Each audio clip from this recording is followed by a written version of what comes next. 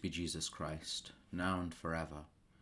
We in theory finish the Easter season with the great Feast of Pentecost this Sunday, the traditional birthday of the Church.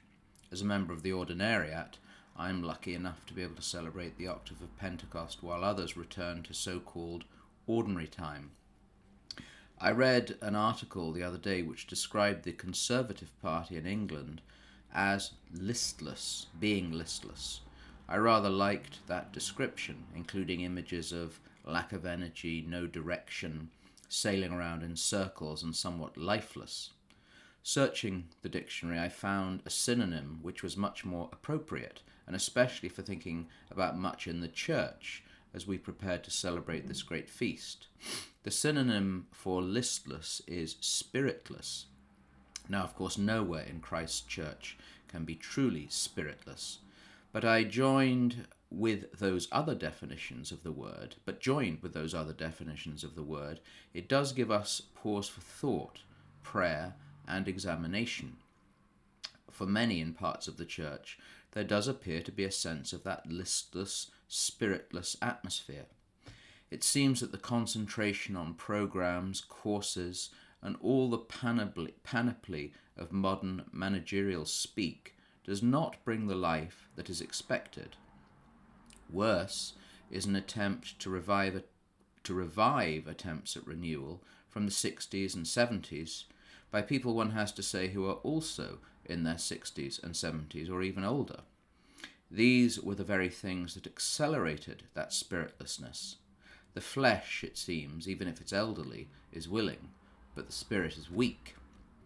Where does one look for life, direction, a sense that the ship, far from being listless, has a course and appears invigorated, filled with life, and most importantly, keeping up the nautical imagery, is attracting new passengers?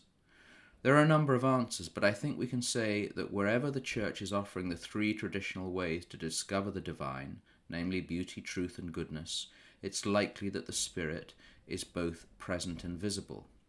Where the Church offers beauty and liturgy, music, iconography, both in some of the more traditional movements, but also in some of the new movements in the Church, one tends to see numbers and conversions.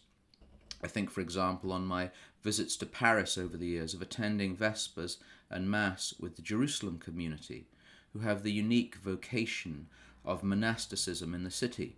I've always been amazed the full congregation for Mass on a weekday evening, with many young people present. Obviously, we know also of traditional communities which are doing the same thing. The beauty of things draws out or helps produce the beauty of holiness. Truth, proclaimed joyfully and witness, contributes to goodness. It's a remarkable thing, as I've commented before, that where this is done, people are drawn, even in these new pagan times, to the light of Christ. As we prepare for Pentecost, we remember the promise of the Lord that he'd come to bring life, and that life in abundance.